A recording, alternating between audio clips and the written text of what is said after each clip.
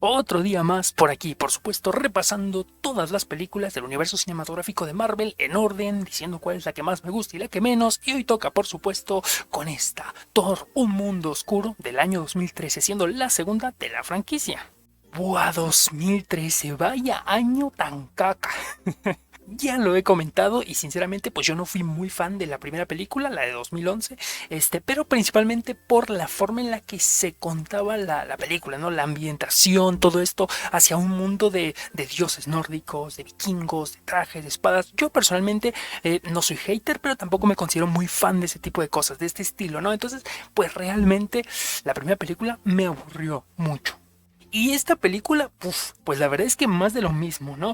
Creo que para mi gusto es más entretenida que la segunda porque ya está establecida en el universo. Venimos después de lo que un año anterior a esta fue Los Vengadores, la unión de los personajes. Se siente que Thor, por ejemplo, ya está muy bien relacionado con su personaje, sabe cómo llevarlo a cabo. Por su parte, Loki también. Aquí está sumamente establecido que ellos son definitivamente lo mejor de la película, pero están en una saga que, como digo, no me encanta, ¿no? La saga como tal de Thor, no me fascina. Y esta película pues toca tintes muy oscuros, valga la redundancia, ¿no? Como el nombre, sí, ¿no? Buscaba presentarnos algo serio, con muertes de personajes como es la mamá de Thor sufriendo eso, cosa que indirectamente Loki terminó causando, ¿no? Es algo muy interesante y que esta versión de Loki creo que jamás se entera, ¿no? Que él lo causa indirectamente, pero en el futuro, pues en la serie de Loki, pues sí que se terminaría explorando esa parte, ¿no? Sinceramente yo venía con intenciones de hatear la película, pero me di la tarea de verla nuevamente, ¿no? O sea, sí la vi en su momento, no la vi en el cine esta, ya la vi digitalmente. Cuevana, cómo te amo. Nah, es broma, la compré. ¡Ting! Y como sea, me acuerdo de haberla visto en su momento, en 2013, como te digo, ya digitalmente. Recuerdo que se me hacía una película bastante genérica en el género, ¿no? Y principalmente del universo. Era una película divertida, entretenida, con los personajes, sus aventuras, sus chistes, no sé, realmente muy de fórmula y que para mi gusto, o sea, funciona en ese aspecto, ¿no? Yo considero que es más entretenida, como te digo, que la primera, pero porque ya tenemos a personajes, una historia, cosas que nos parecen llamativos, pero sí hay cosas que exageran, ¿no? Como por ejemplo el doctor Edric Selva, ¿no? Que lo vemos de repente pues ya desnudo en múltiples ocasiones, constantemente vemos al personaje que está en calzones o sin calzones en el noticiero, pero nos lo muestran no una ni dos, sino creo que hasta en tres ocasiones. Entendemos el trasfondo de que está tocado porque en Los Vengadores de 2012, pues bueno, se metieron en su cerebro, ¿no? Pero como sea, me parece interesante porque nos introducen varias cosas, ¿no? Que sinceramente tampoco es que sea muy, muy fan y tampoco creo que haya sido perfecto, ¿no? Pero nos presentan esto que es como que la unión de los mundos, la convergencia, ¿no? Que cada 5000 años los nueve reinos se terminan estando alineados y que esto lo quiere aprovechar Maleki.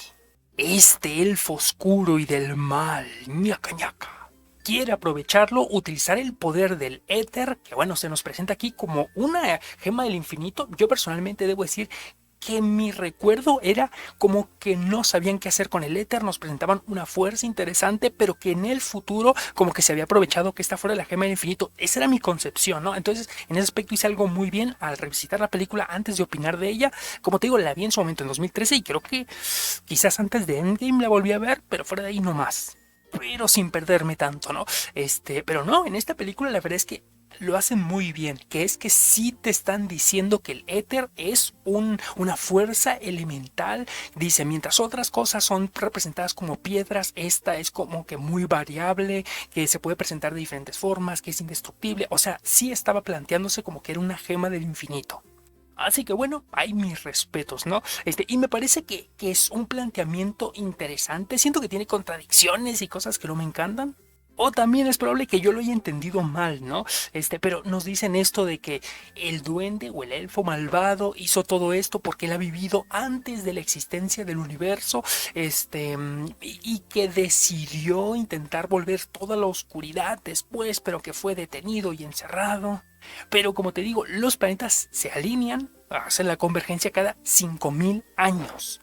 Y el universo tiene más de 13.000 millones de años. Entonces, sinceramente no entiendo mucho si intentó hacerlo hace 5.000 años, intentó hacerlo hace muchos millones de años.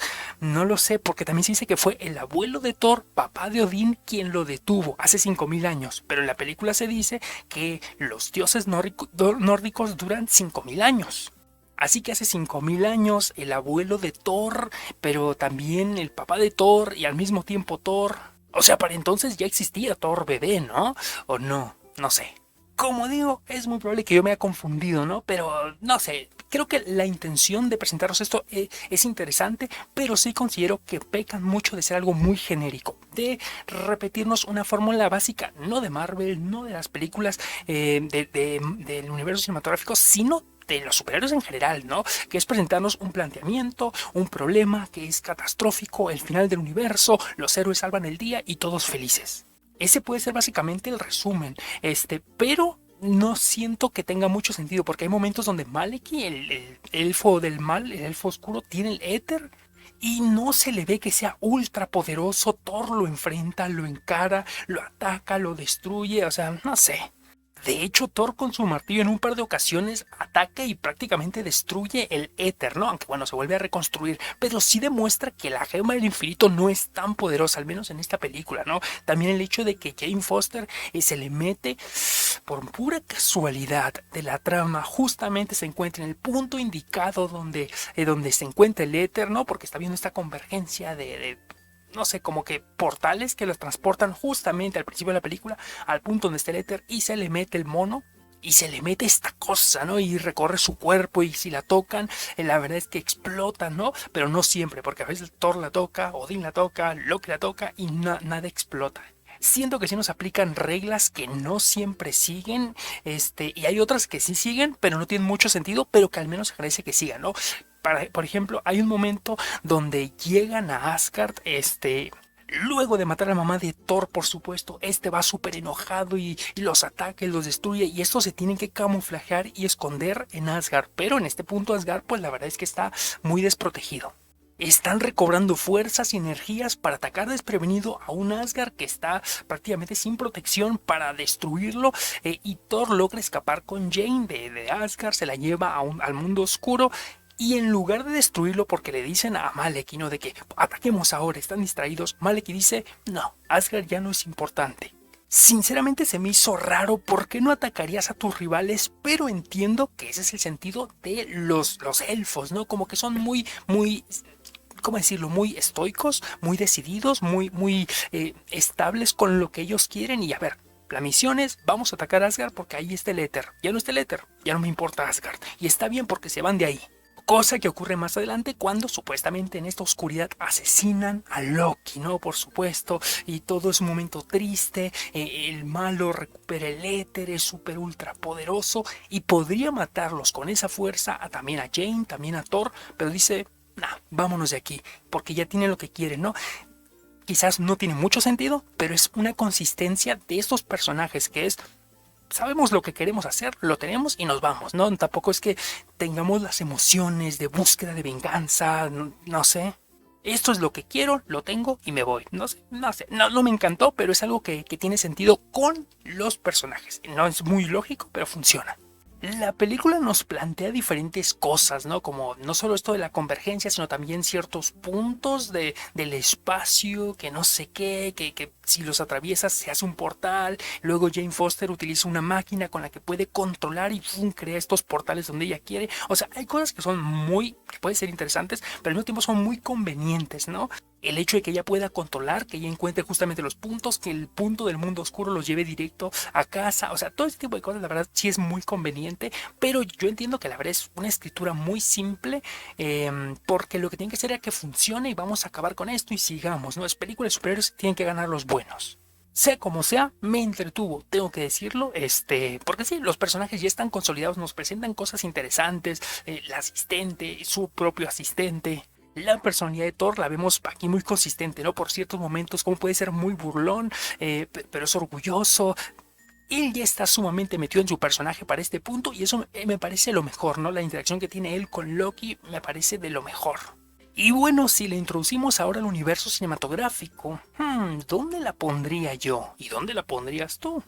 ¿Me parece mejor que Iron Man 2? Buah, definitivamente, tío. Incluso más que la primera porque es más entretenida. Mira, me gusta más que Iron Man 3. Buah, tío, esa como la odio, pero me parece entretenida. Y yo creo que hasta aquí quedaría, aunque el espacio está muy reducido. Mira, aquí le voy haciendo un espacio, se queda en quinta posición para este punto. Y de esta forma yo estoy dejando el ranking, ¿no? Yo te lo dije cuando hablamos de Iron Man 2 que esta se iba a seguir posponiendo. A ver, yo tengo fe que en algún momento habrá una que sea peor que ella, pero de momento no, y eso yo creo que ya es ganancia. Algo interesante es buscar acerca de la recaudación y el costo de la película porque bueno, es muy variable. La información te dice que costó entre 150, no entre cientos, sino entre 150 millones de dólares y 270 millones de dólares. O sea, hablamos 120 millones de dólares de por medio. Así que es un margen muy variado. Pero bueno, suponiendo que costó lo máximo, 270 millones de dólares, ¡pum! Lograron recaudar 644 millones 800 mil dólares. Lo cual es, si consideramos el supuesto costo mayor, pues 2.3, 2.4 veces lo invertido. Así que bueno, no fue un fracaso. Pero al mismo tiempo podría costar incluso menos, ¿no? 150, 200 millones. Si fuera 200, para dejar como que un punto medio, pues sí estaría recuperando 3 veces lo invertido, ¿no? Es muy variable y la verdad es que la información está muy concreta. Eso me pareció interesante. Ni ellos saben cuánto se gastó en la película, ¿no? Que dentro de lo que cabe, como digo, lo que tienes que es entretenida y yo creo que eso ya es un punto muy positivo. Sí, tío. No es ni mi franquicia favorita, pero al menos la pude disfrutar. Es una película que se mantiene mucho como la primera, que es vamos a presentaros algo serio con tintes de comedia, ¿no? Cosa que en el futuro se invertirían los papeles, ¿no? Pero me parece que funciona, ¿no? O sea, ni siquiera me parece que sea la más mala, no me parece que sea la más buena. Tal cual yo la dejo en medio, ¿sabes? Una película que está bien, está entretenida, ¿sabes? Para verla, si quieres, si no, pues bueno. Pero sí considero que es un poquito más entretenida de lo que yo recordaba, ¿no? Cosa que es algo positivo. Pero bueno, esa es solo mi opinión. No sé, tú dime qué te pareció la cinta, si la viste en su momento. Te estaré leyendo y no me queda más que agradecerte por estar aquí. Hasta luego.